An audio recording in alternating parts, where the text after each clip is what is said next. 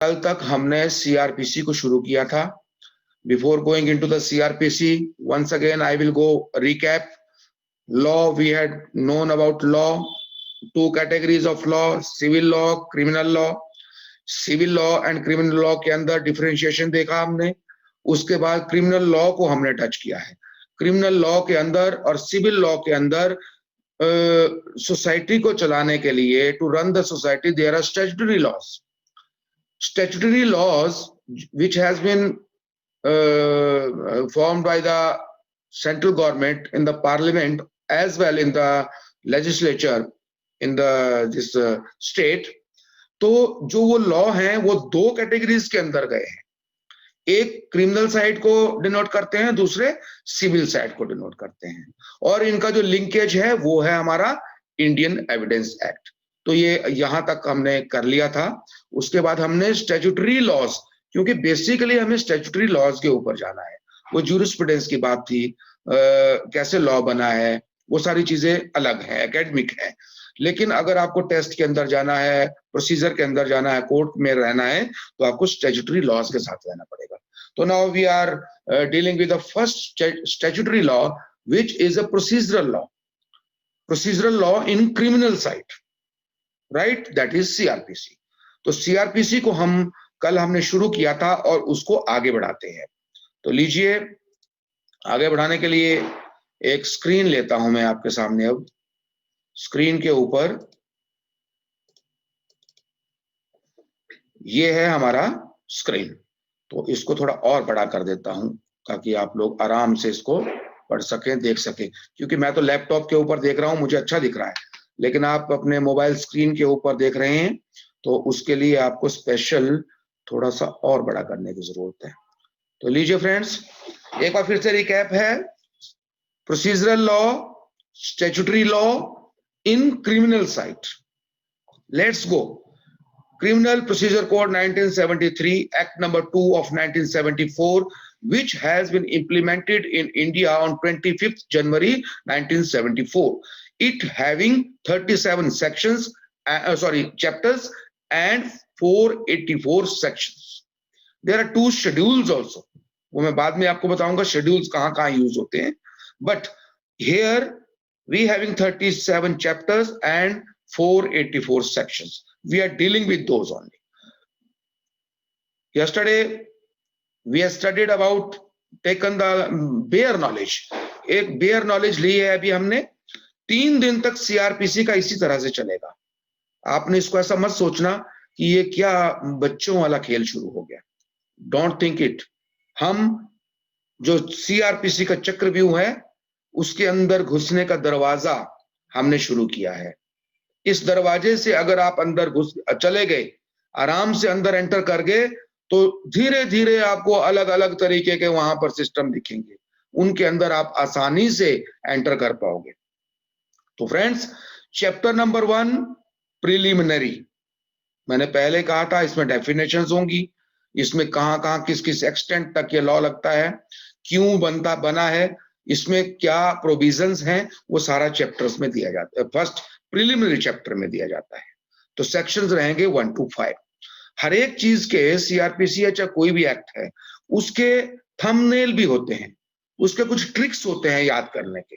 कई वीडियोस आप देखेंगे, हमारे कुछ अच्छे यूट्यूबर्स भी हैं जो लॉ से रिलेटेड हैं, वो अच्छे आपको कई चीजें ऐसी बताएंगे जो कि ट्रिक्स के रूप में आती है। लेकिन दोस्तों मैं एक चीज बता दूं, I had gone through all those, दो दे आर बेटर, पर यहां पर ट्रिक नहीं चलता। क्यों? क्योंकि ये सीआरपीसी है, ये पूरे उम्र के लिए आपको अपने दिमाग में बिठानी है। इसको आपने याद नहीं करना है, इसको एक्सपीरियंस करना है। Don't cram it.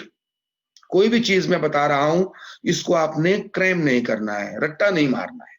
इसको याद करने का तरीका यह है, जितने समय तक आप इसको रिपीट करते रहेंगे, नेचुरली ये आपके दिमाग में ऑटोमेटिकली बैठ जाएगा।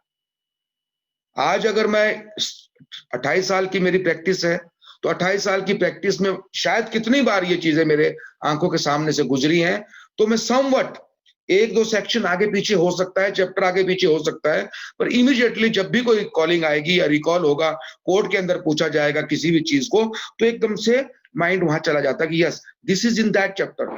आपको ये जो चीज मैं बता रहा हूं ये सिर्फ उसलिए है कि जब भी कभी आपका कोई टेस्ट हो, टेस्ट जरूरी नहीं है कि आपका रिटन टेस्ट होगा, एचजीएस के लिए होगा, एवरी डे, हर दिन कोर्ट के अंदर आपका टेस्ट होता है। जब भी किसी केस के अंदर आप अपीयर होते हो, डिफरेंट स्टेजेस के अंदर जब अपीयर होते हो, तो उस वक्त आपका टेस्ट ही है, and to impress the court as well as to your next friend और टू द अदर पर्संस। ये चीजें बहुत जरूरी हैं कि जो भी बात आए, ये चीज है जी इस चैप्टर के अंदर है, तो आप जल्दी से बताओगे तो एक अच्छा इंप्रेशन आप लोगों का रहेगा। तो इसको याद करने का, इसको समझने का एक तरीका है, उसको आज ही आपने करना है। वो मैं आपको बताता हूं क्या करना है।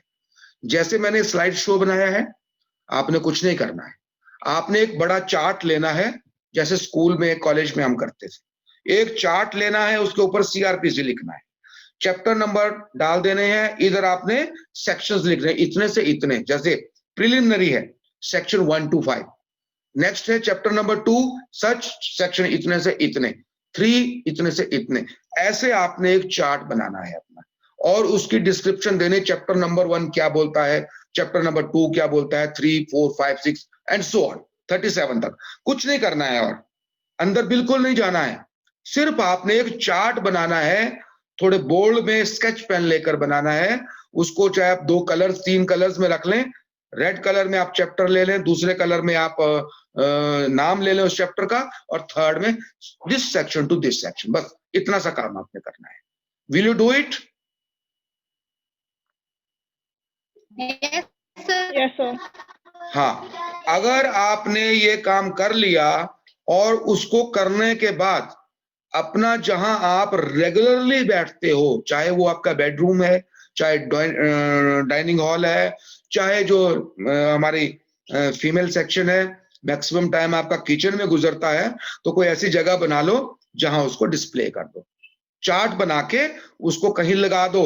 और ये याद रखना मेरे फ्रेंड्स कि सुबह से शाम तक, रात तक एक बार आपने जरूर उसको नजर मारनी है, उसको सेगमेंट्स में बना लीजिए आप। आज मैंने चैप्टर 1 to 5 ही देखने हैं, डोंट थिंक कि सारा पढ़ना है, चैप्टर नंबर 1 to 5 देखना है। हर चीज का, हर एक्ट का जो भी मैं आपको बताऊंगा, उनके आपको अलग अलग चार्ट्स बनाने हैं, और अपनी कहीं इस चीज को ऐसी जगह रख दीजिए, चाहे आप फोल्डर के रूप में बनाइए, चाहे कैसे चार्ट 15-20 एक्ट के अगर चार्ट बनाने लगोगे तो वो तो पूरा कमरा चार्ट से ही भर जाएगा, वो भी अच्छा नहीं लगता। तो आप एक फोल्डर टाइप में एक बुक ले लीजिए अपनी, आजकल मिलती है, तो उस फोल्डर को सुबह अपने टेबल के पास या कहीं भी आप लगा लीजिए, एक एक करके देखते रहिए उसको, एंड डेफिनेटली किसी भी एफर्ट के बगैर वो चीजें आपके दिमाग में ऑटोमेटिकली ही आ जाएंगी। Is it right? तो chapter 1 preliminary, section 1 to 5, next one था, कुछ नहीं है, ये काम बड़ा इजी काम है और इजी वे में भी हम करेंगे इसको, और ये आपको इसको लिखने की जरूरत नहीं है, इसको समझने की जरूरत है, क्योंकि ये चीजें आपके बेयर एक्ट के अंदर आप ऑटोमेटिकली इसको देख सकते हैं। भले कुछ मत करिए, आप चार्ट भी मत बनाइए, बेयर एक्ट के जो 3 पेज हैं उनको ही फोटोस्टेट करा के एलिब्रेट करके अपने सामने लगा लीजिए, वो आपका काम और इजी कर देगा, उसमें सब कुछ लिखा है, राइट? तो ये है second, constitution of criminal courts, CrPC को चलाने के लिए क्रिमिनल कोर्ट्स को कैसे बनाया जाता है और उसमें कौन कौन से ऑफिस रहते हैं, ये 6 से 25 सेक्शन तक है। नेक्स्ट वन है chapter number 3 power of courts, court की क्या पावर्स है, सेक्शन 26 to 35 कोर्ट्स की पावर्स दी गई हैं इसके अंदर। चैप्टर 4 यहां तक हमने कल किया था,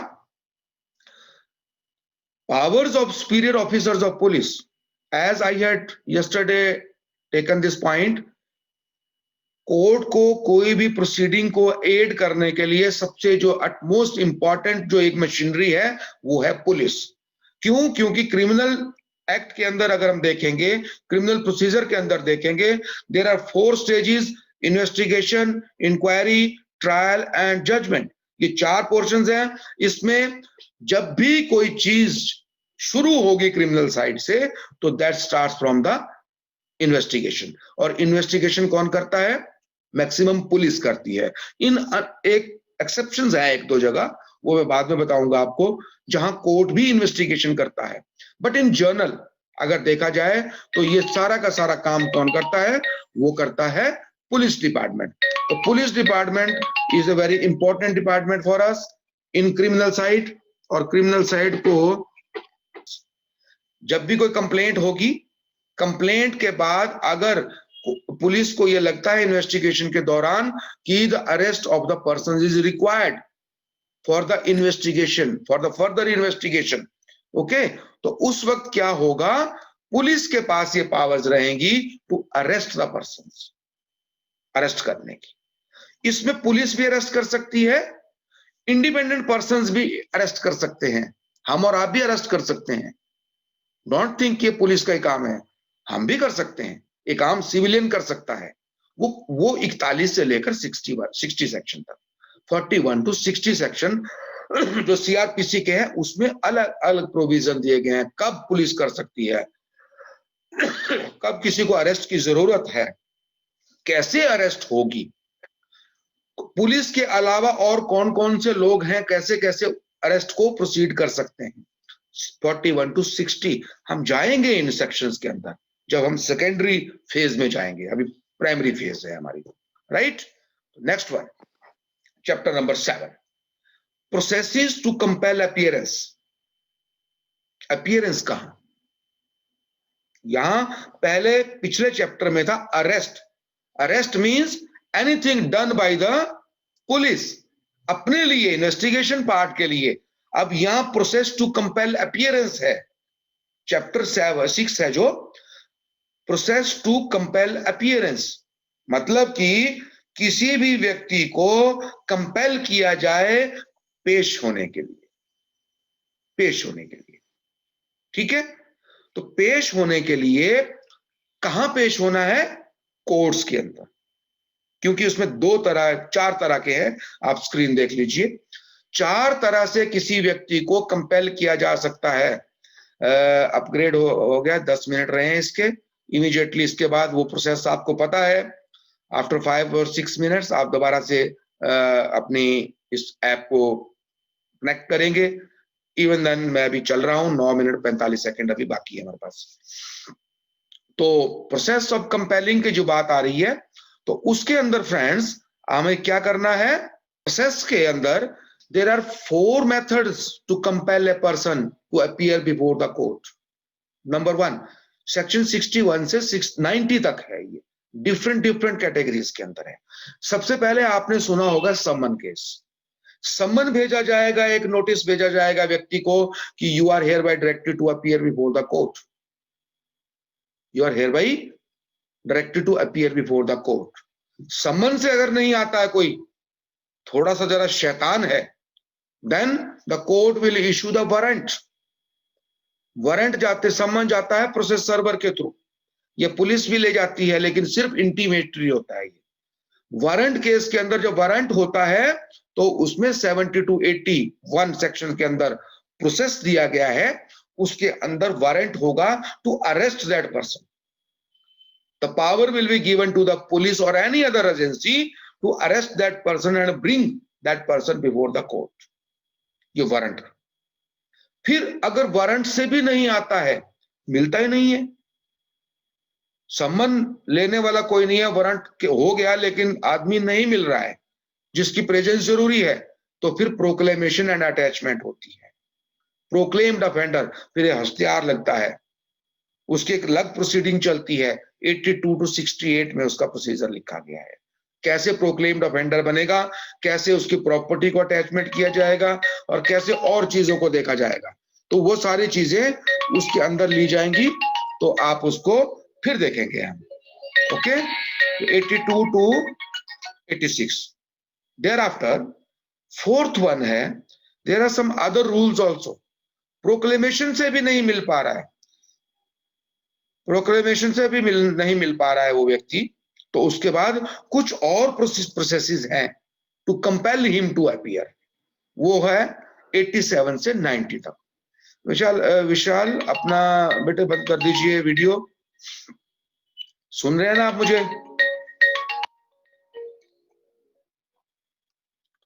ओके, तो ये अदर रूल्स रिगार्डिंग प्रोसेसेस है, सेक्शन 87 टू 90। तो ये आ गया हमारा प्रोसेस टू कंपेल अपीयरेंस। कैसे हमने अपीयरेंस, मैंने शुरू में कहा था कि अगर ये चीजें आपके माइंड में होंगी तो इमीडिएटली कोई ऐसी समस्या आ जाती है, कोर्ट के अंदर एक सिस्टम, कोर्ट के अंदर ये जरूरी बात शुरू हो जाती है कि how to bring that person before the court. You will say yes ma'am, yes sir, honourable court, section 61 to 90 there is a procedure and we will opt such procedure. Definitely the marks will be given to you, right? तो इसलिए ये मैं आप लोगों को करवा रहा हूं भी धीरे धीरे। तो नेक्स्ट चलते हैं, अब अगला है हमारे पास chapter 7। Chapter 7 starts from section 91 to 104। 91 to 104 process to compel the production of things. पिछले में क्या था? Process to compel the production of person, accused, culpable, गुनाहगार, उसको कंपेल करना है कोर्ट में आने के लिए, राइट? लेकिन कई जगह ऐसा रहता है कि कोई प्रॉपर्टी लानी है, प्रोडक्शन करनी, कोई डॉक्यूमेंट्री एविडेंस, कोई डॉक्यूमेंट है उसको प्रोड्यूस करने के लिए, कोई जैसे व्हीकल है, व्हीकल की जरूरत है, इन्वेस्टिगेशन पार्ट के अंदर व्हीकल की जरूरत है, तो उसको अगर वो नहीं आ रहा है तो प्रोडक्शन के लिए अप्लाई किया जा सकता है। तो यहां प्रॉपर्टी की बात हो रही है, any type of property, that may be documentary, that may be physical property, that may be any movable property which is required for the investigation as well as for the inquiry or trial। वो तीनों चीजें आ रही हैं इसमें production के अंदर। तो things जो है उसका भी यही प्रोसेस है। सबसे पहले समन्स कि जिस व्यक्ति के पोजीशन में वो है उसको समन जाएगा कि you are hereby directed to produce that particular thing, particular property, particular document in the court on such and such date, before the police on such and such date, right? तो ये आ गया आपके पास production का। Second आ गया search warrant. अगर कोई व्यक्ति समन से नहीं आ रहा है then the police, the court will issue the search warrants कि जाओ उसके घर से उठा के लाओ सामान को, जो भी चीज जहां भी पड़ी है उसको वहां से स्नैच करके कोर्ट के पास या पुलिस के पास प्रोड्यूस करो जहां भी उसकी जरूरत है। तो ये है 91 से 104 तक के। फिर आगे कुछ और है, general provision relating to searches. तो प्रोविजन आते हैं, फिर सर्च कैसे करनी है, उसमें गवाह कैसे रखने हैं, कैसे आपने सीजर मेमो बनाना है। सेक्शन 100 क्लॉज 4, हर जगह जो भी आपका सीजर मेमो बनता है, it is very important. Section 100 clause 4, 2 witnesses होने चाहिए, कैसे होने चाहिए वो मैं बाद में आपको बताऊंगा। तो ये प्रोविजंस हैं इसके अंदर, राइट? और उसके बाद कुछ मिसलेनियस है इसके अंदर, कुछ ऐसी ऐसी चीजें बताई गई हैं जो रेगुलर नहीं होती, लेकिन किन्हीं किन्हीं पॉइंट्स के ऊपर कभी ऐसी दिक्कत आ जाए तो वहां डिफाइंड है, वो सेक्शन 104 के अंदर है। वैसे 91 से 104 तक है process to compel the production of things. याद रखना मेरे दोस्तों, इन चीजों को याद कर लेना, डोंट टेक इट लाइटली। अगर एक अच्छे एडवोकेट, अच्छे जज बनना है, अच्छे प्रोसिक्यूटर बनना है, कल को आप किसी भी लेवल पे चले जाओगे, ये चीजें आपके काम आएंगी, आपकी इज्जत मान सम्मान के लिए काम आएंगी। डोंट थिंक कि it is a very childish work, ये बहुत इंपॉर्टेंट वर्क है।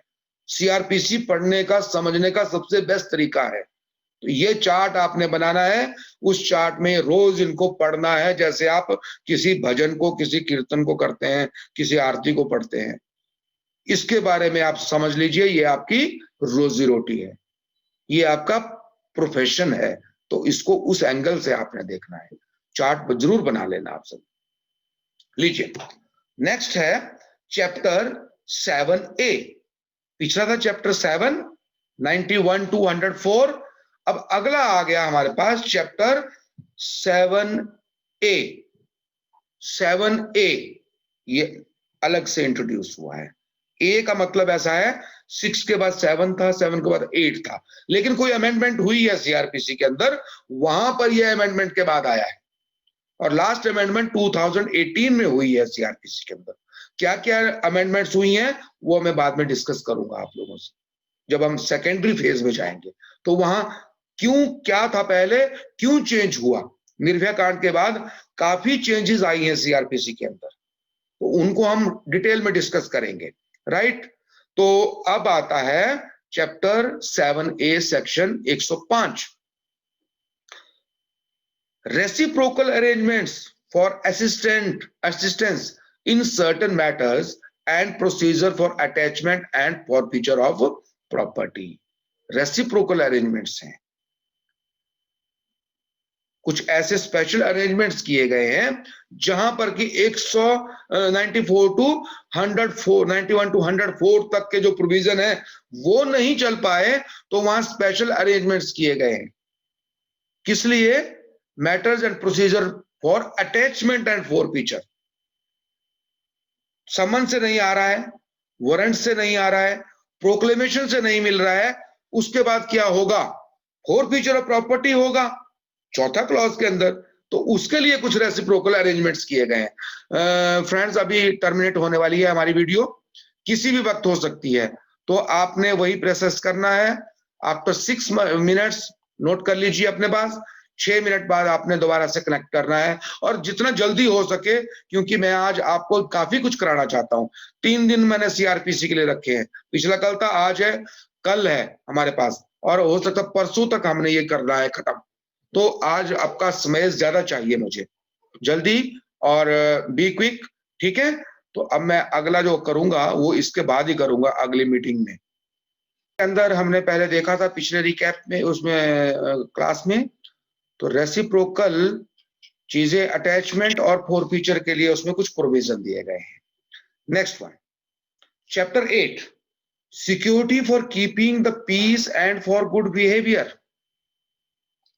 तो हमारे पास security for keeping the peace and for good behaviour, ये आपने जो एडवोकेट्स हैं उन्होंने जरूर देखा होगा।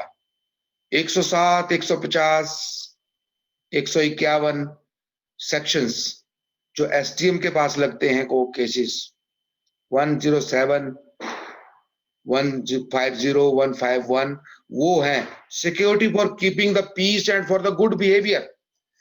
इससे पहले जितने भी सेक्शंस थे वहां जुडिशियल मजिस्ट्रेट्स की बात आती है। यहां पर security for keeping the peace and for good behaviour के अंदर हमारे एग्जीक्यूटिव मजिस्ट्रेट्स की पावर रहती है। What is the difference between executive and judicial magistrates? Executive magistrate जो एग्जीक्यूटिव साइड से मजिस्ट्रेट होते हैं उनको कहते हैं, और जुडिशियल मजिस्ट्रेट्स जो कोर्ट के अंदर रहते हैं। होते दोनों कोर्ट ही हैं, लेकिन इनकी डेजिग्नेशन अलग अलग है। क्या क्या डेजिग्नेशन है, क्या डिफरेंसेस है, वो मैं आपको जब सीआरपीसी पढ़ाऊंगा प्रॉपरली तब हम इसको डिफरेंशिएट करेंगे आपस में। बट इस टाइम सिर्फ आपने barely executive and judicial magistrates की बात करनी है, राइट। तो security for keeping peace and good behaviour ये अलग अलग तरीके से रहती है, 106 से लेकर सेक्शन 124 तक। सिर्फ इसको आपने माइंड में रखना है। Chapter 9, order for maintenance of wives, children and parents. Advocates को पता है 125 खर्चे का दावा, बड़ा इजी है, सिंपल वे में अगर इसको देखें हम, लेकिन it comes though it is a civil matter. खर्चा है, फैमिली चलानी है, किसी का घर चलाना है, पैसे देने हैं, वो सारी चीजें हैं। अदरवाइज क्या है, ये डोमेस्टिक नेचर की हैं, सिविल मैटर्स हैं, लेकिन इसको सीआरपीसी में स्पेशली रखा गया है 3 सेक्शंस को। वाइफ्स, चिल्ड्रन एंड पेरेंट्स को जो भी मेंटेनेंस देनी है, any maintenance to wives, children and parents, that are covered under section 125 to 128 of the CRPC. Chapter 9, some of the friends, they are connected just now. अभी हमारे साथ पहली बार जुड़े हैं. We had discussed about law and all. Now we are discussing about criminal procedure code, procedure law, and this is the basic class for that. Thereafter we will go into the deep into the CRPC in next classes. तो आप यहाँ से हमारे साथ आगे जुड़ सकते हैं. For previous classes, you can go to my YouTube channel, Law with Tejasvi Sharma, or you can join this lawyers group. Send a message to me,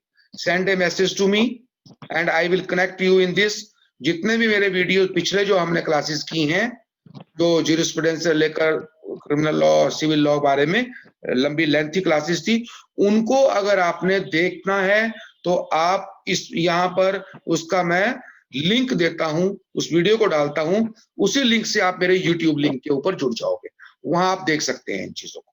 okay friends, तो चैप्टर 9 हो गया. चैप्टर 10 के अंदर सेक्शंस 129 टू 148 आते हैं. 107 से लेकर 124 तक क्या आया? Keeping piece. 124 से लेकर 25 से 128 तक मेंटेनेंस. अब आ गया, वो था चिल्ड्रन, वाइफ्स और पेरेंट्स को ओल्ड एज है, वाइफ है, बच्चा है जो कि कमा नहीं सकते, उनकी पर्सनल मेंटेनेंस, फिजिकल मेंटेनेंस. लेकिन यहां थोड़ा अलग है. इस चैप्टर के अंदर, चैप्टर नंबर 10 में 129 से 148 तक दिया गया है maintenance of public order and tranquillity. Public order and tranquillity, it is the duty of the government. We had just gone through elaborately in the last classes. What is the duty in criminal law? It is the duty of the state to maintain public order and tranquility, public order and peace, right? तो वो है किस किस sections के अंदर ये आता है, पब्लिक ट्रैंक्विलिटी और ऑर्डर को कैसे मेंटेन करना है, क्या क्या उसका प्रोसेस है, वो सारा 129 से 148 के बीच में दिया गया है. इसमें 4 क्लासेस की गई हैं. पहली है अनलॉफुल असेंबलीज. कहीं अगर असेंबलीज इकट्ठी हो गई, कोई अनलॉफुल, जो कि उपद्रव करने की नियत से इकट्ठी हुई हैं और वो लीगल वर्क नहीं कर रही हैं, सोसाइटी या किसी पर्सनल को हार्म करने के नियत से, किसी की प्रॉपर्टी को हार्म करने के नियत से इकट्ठी हुई हैं, तो वो आती हैं अनलॉफुल असेंबलीज की परिभाषा. Thereafter, public nuisance. कोई न्यूसेंस पैदा कर रहा है, कोई शराब पी के गालियां दे रहा है, कोई किसी को धमकियां दे रहा है, कोई ऐसे पब्लिक प्लेस है वहां पर ऐसी कोई काम कर रहा है जो कि लॉ से बाहर है, लॉ फोरबिडन है, लॉ को अवॉइड नहीं कर रहा है और वहां पे न्यूसेंस पैदा कर रहा है, तो वो आता है बी पार्ट में. थर्ड है अर्जेंट केसेस ऑफ न्यूसेंस और एप्रीहेंडेड डेंजर.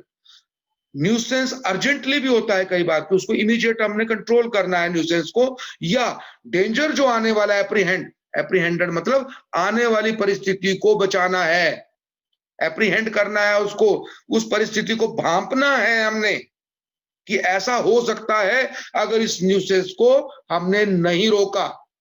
फॉर एग्जाम्पल, कोई व्यक्ति किसी स्थान के ऊपर किसी जाति धर्म के बारे में कोई स्लोगन शुरू कर दे, दंगा भड़कने का वहां आभास होता है पुलिस को, एडमिनिस्ट्रेशन को, तो वो एप्रीहेंडेड डेंजर है. तो इन दैट केसेस क्या होगा? Maintenance of public order and tranquillity के अंदर सेक्शन 129 टू 148 के बीच में जो भी प्रोविजन है वो उस व्यक्ति या व्यक्ति विशेषों पर लगाकर उन्हें अरेस्ट किया जा सकता है, उनको डिस्पर्स किया जा सकता है, इवन लाठीचार्ज तक हो सकता है. ये सारी चीजें इसके अंदर आती है. Next one, D, disputes as to immovable property. जो ये 3 आपने कैटेगरीज देखी ऊपर की, इन 3 कैटेगरीज के अंदर फ्रेंड्स ये पब्लिक ऑर्डर का in relation to the persons है, फिजिकल पर्संस के अगेंस्ट है. लेकिन नीचे जो चौथा है वहां disputes as to immovable property. Immovable property किसी व्यक्ति की है, वो डेंजर में है, उसके बारे में कोई डिस्प्यूट पैदा हो जाता है, कोई दंगा हो जाता है उस प्रॉपर्टी को लेकर, उसको कैसे हमने डील करना है? That is disputes as to immovable property. 145 बताऊंगा मैं, 133 भी बताऊंगा आपको मैं, 107 भी बताऊंगा, 111 भी बताऊंगा, उसके बाद 150 और 151 जो सेक्शन है सीआरपीसी के, वो सब जो पब्लिक ट्रैंक्विलिटी और पब्लिक ऑर्डर से रिलेटेड है, उन सब में क्या डिफरेंस है, कब कब वो लगते हैं, क्यों उनको इंप्लीमेंट किया जाता है, उनका क्या प्रोसेस है, वो सब चीजें आपको बताऊंगा। जरा वेट करना पड़ेगा आपको थोड़े दिनों का, राइट। एंड आई होप कि आप जो मेरे साथ जुड़ चुके हैं वो वेट जरूर करेंगे। Thank you. तो लीजिए, चैप्टर 10 हमने कर लिया। Chapter 11, preventive action of the police. अब दोस्तों, पीछे जो हमने 128 से 148 तक देखा, 129 से सॉरी, या 107 से लेकर 124 तक देखा, वहां पर पुलिस को एप्रीहेंशन लगती है, पब्लिक ब्रीच हो रही है पब्लिक पीस की, ट्रैंक्विलिटी ऑर्डर जो है वो डिस्टर्ब हो रहा है या होने की संभावना है, तो उस वक्त पुलिस क्या करेगी।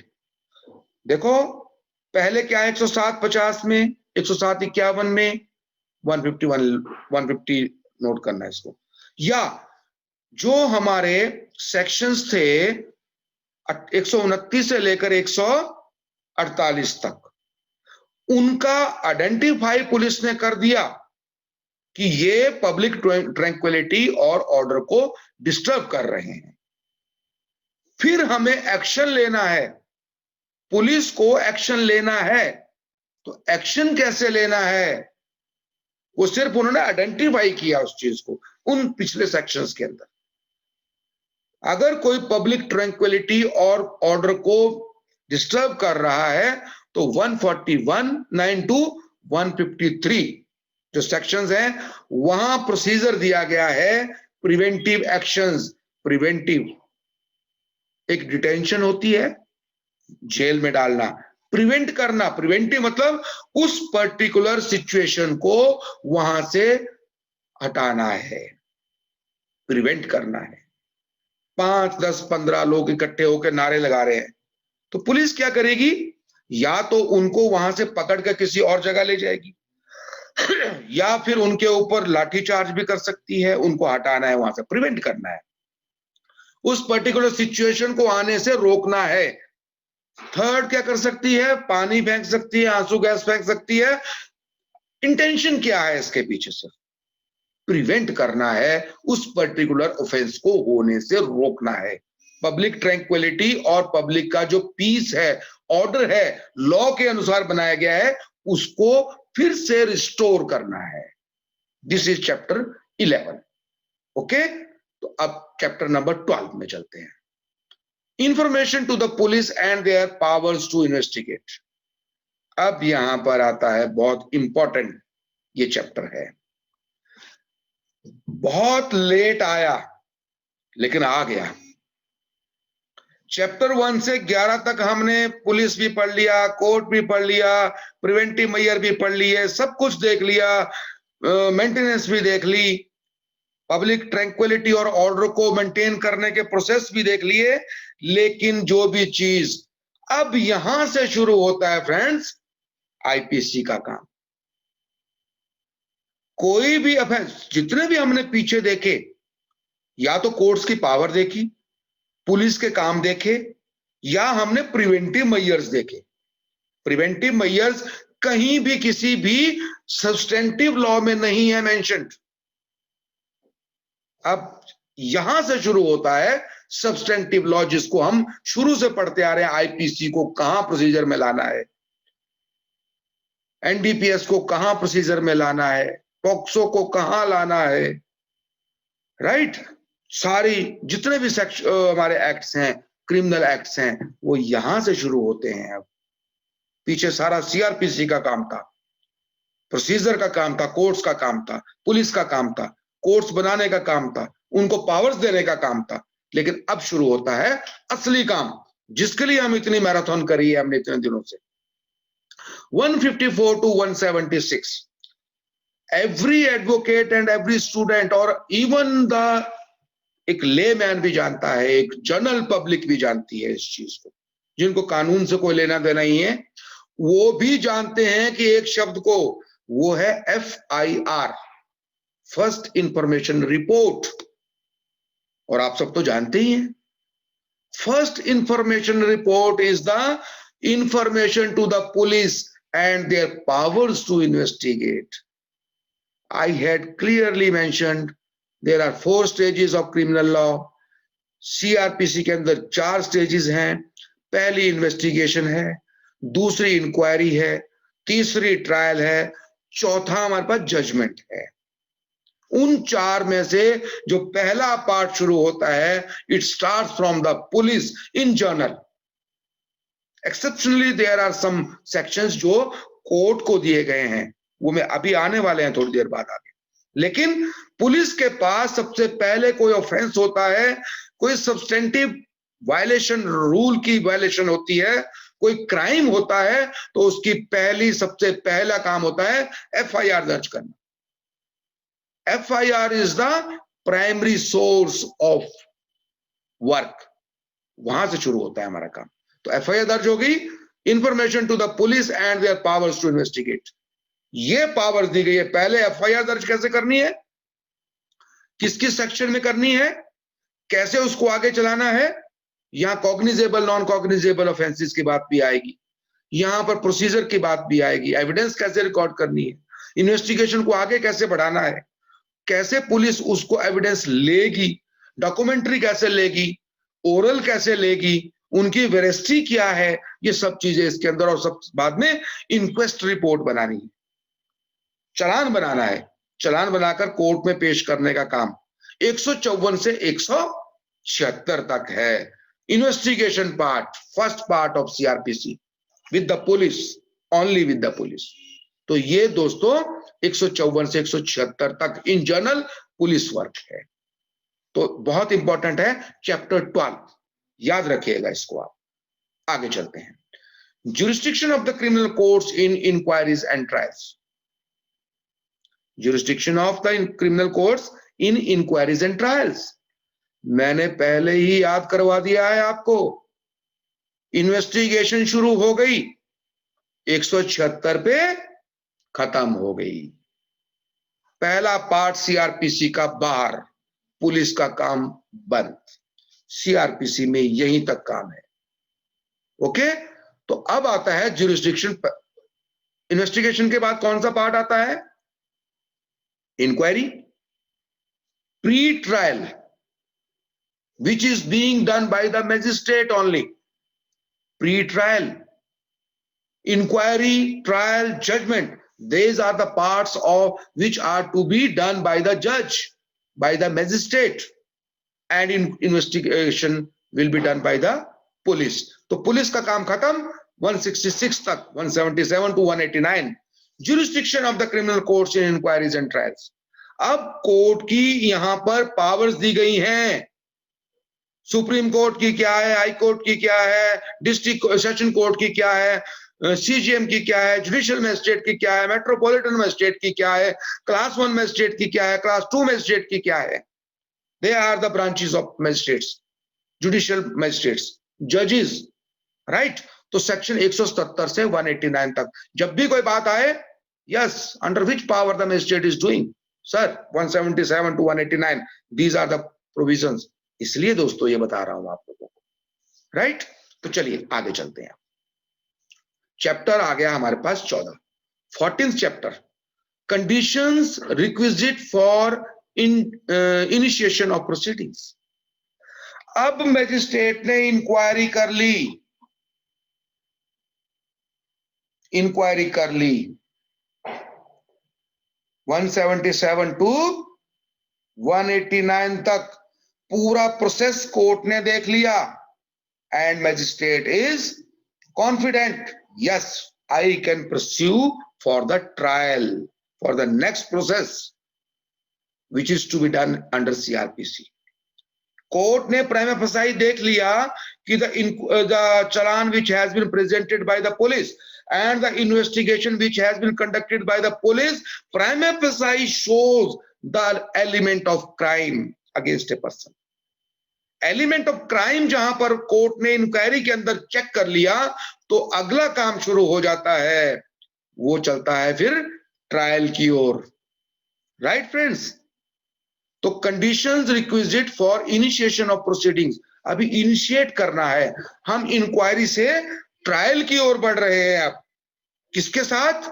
मैजिस्ट्रेट के साथ, जज के साथ।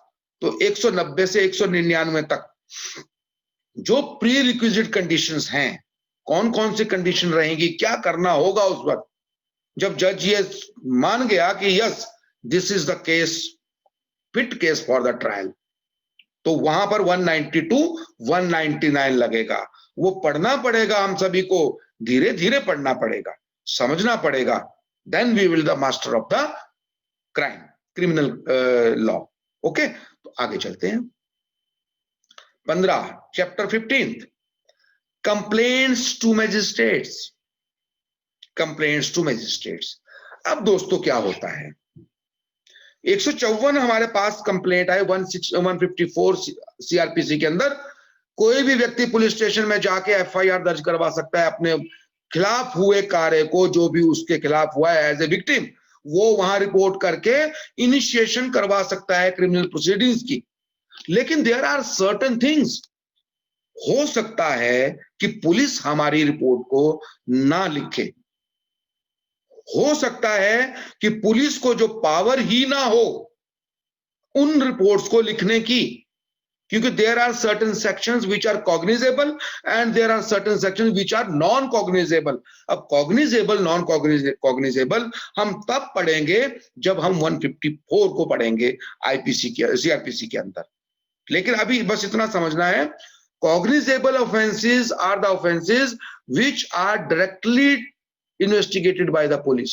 पुलिस को पावर है 154 में कॉग्निजेबल ऑफेंसेस के अंदर एफआईआर लिख के इन्वेस्टिगेशन करने की। But there are certain offences under IPC and other acts. क्या है वहां पर? डायरेक्टली पुलिस उन केसेस को नहीं ले सकती। चाहे आप पुलिस स्टेशन जाएं, लेकिन कंप्लेंट आपकी दर्ज नहीं होगी, आपको डायरेक्टली कोर्ट में आना पड़ेगा। They are called as non cognizable offences, जिसमें पुलिस कुछ नहीं कर सकती, सिर्फ मूक दर्शक बन के आपको गाइड कर सकती है कि भैया जी आप कोर्ट में जाइए, वहां अपनी कंप्लेंट करिए।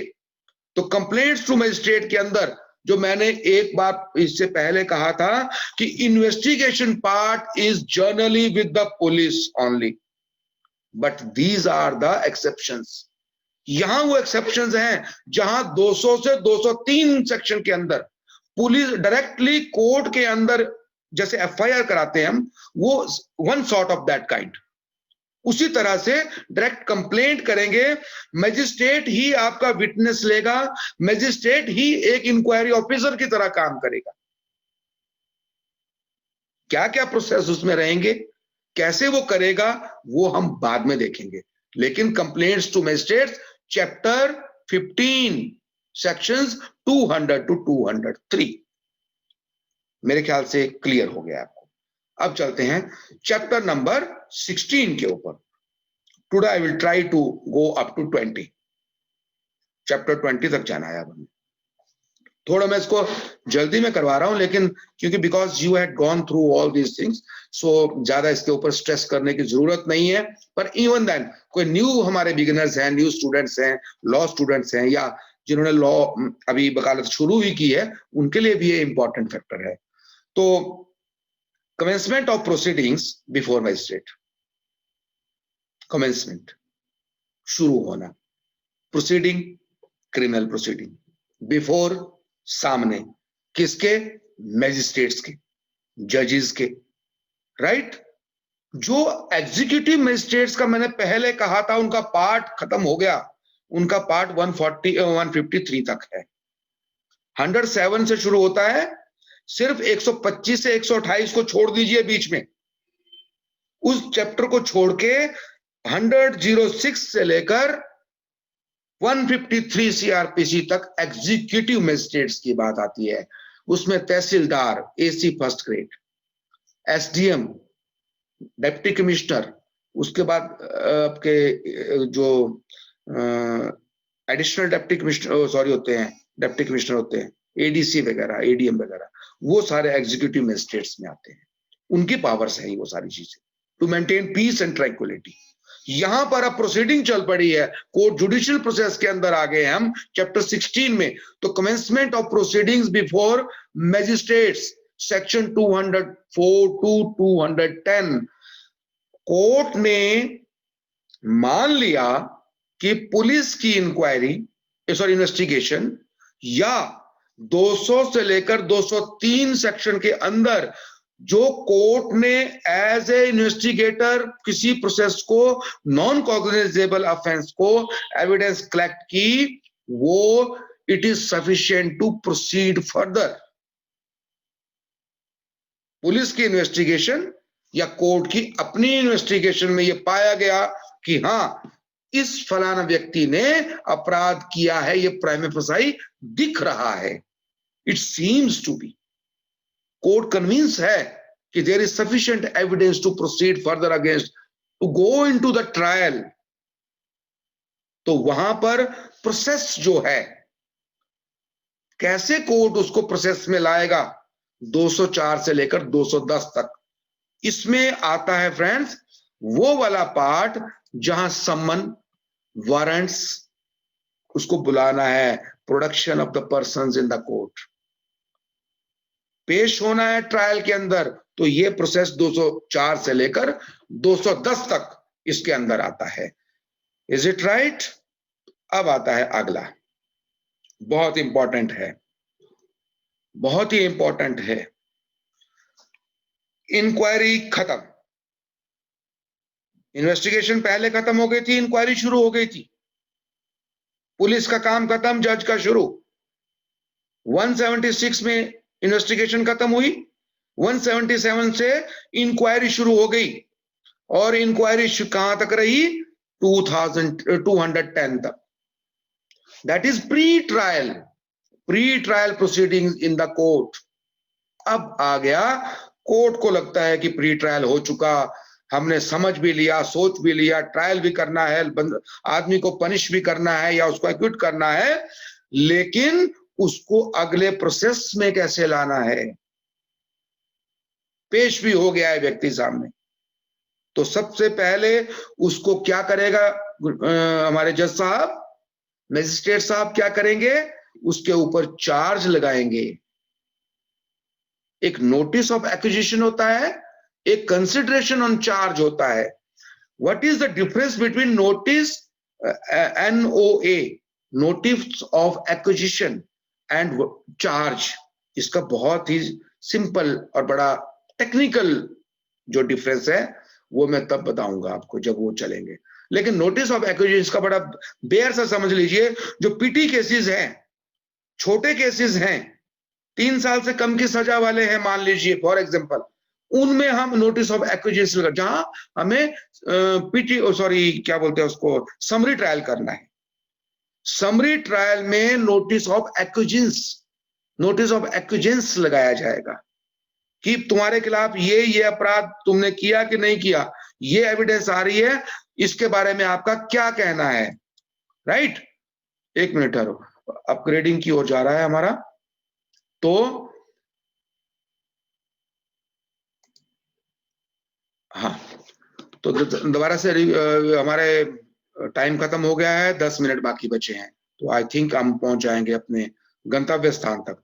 तो फ्रेंड्स, तो चार्ज जब भी लगेगा या नोटिस ऑफ एक्विजिशन लगेगी, सबसे पहले उस व्यक्ति को, एक्यूज्ड को, ये बताया जाएगा कि तुम्हारे खिलाफ ये एविडेंस है, क्या तुम उसको, इस सारी गुनाह को मानते हो कि ट्रायल चाहते हो।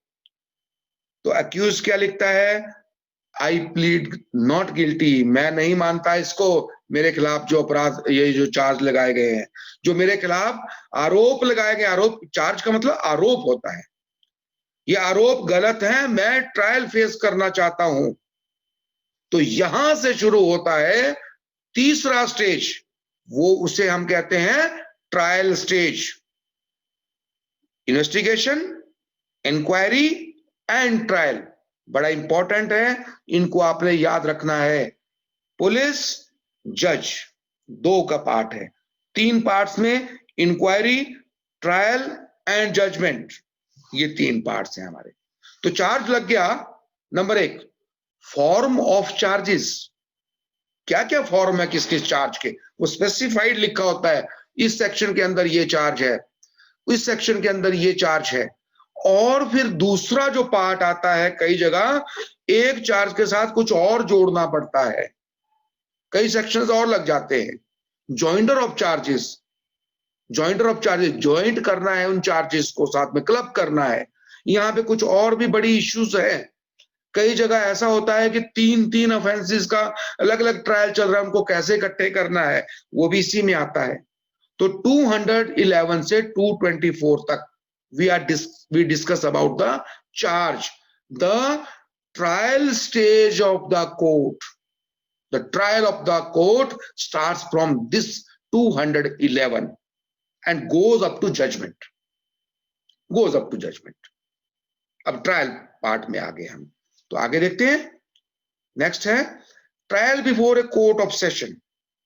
कोर्ट ऑफ सेशन में ट्रायल कैसे होना है, वो 18 चैप्टर नंबर 18 सेक्शन है 225 टू 237, इसमें प्रोसीजर लिखा गया है। Only session court, meaning thereby the offences are of gravity, grave intensity, they are called as grave intensity trials sections.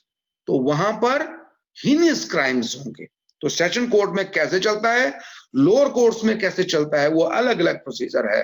तो उसमें चैप्टर 18 के अंदर trial before the court section 225 to 227 आता है। नेक्स्ट आता है हमारे पास चैप्टर नंबर 19 सेक्शन 238 टू 250। मैंने पहले कहा था, आप सबको पता है, there are 2 type of cases, one is summon cases, other is warrant cases। Summon cases में ट्रायल अलग होता है और वारंट केसेस का ट्रायल अलग होता है। वारंट केस कौन कौन होते हैं, समन केस कौन कौन से होते हैं, ये भी एक डिस्कशन का इशू है। इसको हम जब हम सीआरपीसी करेंगे वहां बड़ा एलोबरेटली मैं बताऊंगा, लेकिन अभी याद करने के लिए 238 टू 250 जब भी कोई वारंट केस होगा, वारंट केस मतलब हैवी ग्रेविटी, बड़ी ग्रेविटी का है, जहां 2 साल से ऊपर की सजाओं का जो भी प्रावधान है, there are certain conditions there, ingredients हैं वारंट केस और समन केस के। तो वहां पर जब ट्रायल वारंट केस का होगा, जहां वारंट केस की बात होगी, वहां पर हमारा ट्रायल चलेगा कोर्ट के अंदर, किसके पास, या तो जुडिशियल मैजिस्ट्रेट के पास या फिर सेशन कोर्ट के अंदर। क्योंकि ग्रेव इंटेंसिटी के जो भी केसेस हैं वो भी वारंट केसेस हैं। मेनली 2 तरह के ही ट्रायल्स हैं, समन ट्रायल्स और warrant trials. Summon cases, warrant cases, right. PT cases sections हैं, वो समन्स में आ जाएंगे, समरी ट्रायल के अंदर आ जाएंगे। वारंट केसेस उसका अलग प्रोसेस है, कैसे करना है। 238 टू 250 में वारंट केसेस की बात आती है। यहां पर ए में है cases instituted on the police report, जहां पर कॉग्निजेबल ऑफेंसेस हैं, जहां पर 154 की एफआईआर दर्ज हुई है, वहां पर उसे कहते हैं हम पुलिस केसेस। पुलिस रिपोर्ट के ऊपर 176 के अंदर जो पुलिस ने वहां पर प्रोसीडिंग की है, अंत तक इन्वेस्टिगेशन पार्ट पुलिस के पास था। वहां पर वो सेक्शंस कौन कौन से हैं आईपीसी में या दूसरे जो हमारे एक्ट्स है, वो उसमें डिस्कस किया गया है। उसमें कैसे प्रोसीजर होगा वो बताया गया ए पार्ट में। सेकंड पार्ट में बताया गया है cases instituted otherwise than on police report. Cases पता है ना, 190 के बाद जब चलेंगे हम, मजिस्ट्रेट के पास कंप्लेंट आएगी, वो प्रोसेस में जाएगा, वो अपने आप उसको इन्वेस्टिगेट करके फिर 204 के अंदर प्रोसेस करेगा और 211 के अंदर चार्ज करेगा। वो एक अलग प्रोसेस है। ये वो अदरवाइज है, नॉन कॉग्निजेबल कहते हैं, जिसमें पुलिस को पावर नहीं है। कोई ऐसे केसेस हैं या तो मजिस्ट्रेट करेगा, या कोई जैसे फूड के हैं, कोई और ऐसे ऑफेंसेस है, कॉस्मेटिक ड्रग्स एंड कॉस्मेटिक्स के हैं, वहां पर एफआईआर दर्ज नहीं होती है, वहां अलग प्रोसेस है। They are called as the prosecutors, उनके पास अलग तरीका है। तो उन चीजों, उनके लिए ये बी पार्ट है वो वारंट केसेस ही, लेकिन पुलिस का काम यहाँ कुछ नहीं है। थर्ड है कंक्लूजन ऑफ ट्रायल, इसी में कंक्लूड कैसे करना है ट्रायल को, वारंट केस को, वो प्रोसीजर है 238 to 250। And the last one जो आज का हमारा टॉपिक रहेगा, trial of summon cases by magistrates.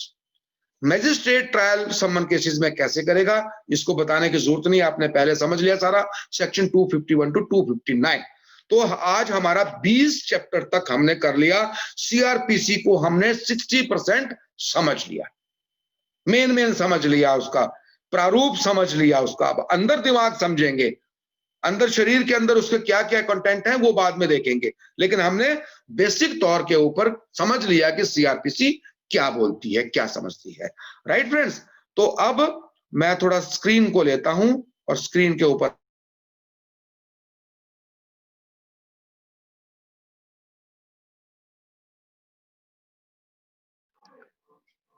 Sir mute होगी आपकी आवाज। सर हम तो उसको आप डिस्कस कर सकते हैं मेरे साथ। एक मिनट पहले मैं स्क्रीन ले लेता हूं पूरा जरा एक बार। हाँ बोलिए बोलिए, याद करके बोलिए, जिसको भी बोलना है कुछ। You can discuss now. किसी को कोई प्रॉब्लम रही हो, किसी ने कुछ समझना हो, किसी को कहीं कंफ्यूजन हो या कोई एडिशन करनी हो, कृपया आप आमंत्रित हैं, प्लीज ऑन कर दीजिए अपने माइक सभी। 2 मिनट्स बाकी हैं friends. Is there any confusion? Have you enjoyed this? पहले ये बताइए sir. Yes sir. Yes sir. पक्की बात है कि वैसे बोल रहे हैं? Yes sir. Yes sir. Yes sir. तो अभी धीरे धीरे चलेंगे दोस्तों, अभी इंटरेस्टिंग होता जाएगा ये पूरा का पूरा हमारी क्लास। धीरे धीरे यस सर। आस्ते आस्ते देखते जाइए आप कहां तक पहुंचते हैं। है वैसे बड़ा, आज का जो टॉपिक था या पिछले कल का था, ये एक कोई नया देखेगा तो उसे लगेगा कि नहीं इट इज नथिंग, ये तो सिंपल क्लास की बात है। लेकिन नो फ्रेंड्स, मैं बार बार बोल रहा हूं, यहीं से आप एक अच्छे एडवोकेट बनने का कदम बढ़ा रहे हो। जब आपने पहली पौड़ी नहीं समझी तो ऊपर तक नहीं पहुंच पाओगे, अंदर तक नहीं घुस पाओगे, किसी भी टॉपिक की डेप्थ तक नहीं जा पाओगे। तो this is a threshold. Maybe you are well known to these topics, you are well known, you had crammed all these, but even then in every class, every discussion, you will get new, right? Yes sir.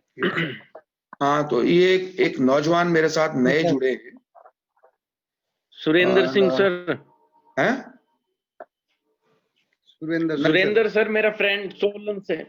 Surendra ji आपको। सुरेंद्र अपना video on करिए, I want to see you. सभी एक बार video पे आ जाइए जरा, कोई बात नहीं, अब बस लेस देन 1 मिनट रहा है। अवॉर्ड हो सकते हैं किसी भी टाइम ये क्लास, लेकिन फ्रेंड्स लास्ट में मेरी ये इंस्ट्रक्शंस मानना अब इनको आपने। एक तो आपने सारा 20 के 20 चैप्टर कल मुझे चार्ट के ऊपर व्हाट्सएप भेजने हैं फोटो लेके, जैसे बताया चैप्टर सेक्शन, चैप्टर नाम और सेक्शन जो मैंने आपको बताए हैं, अपने बेर दे दीजिए आप। ये चार्ट मार्केट नहीं जा सकते हैं, करवा चौथ है कल।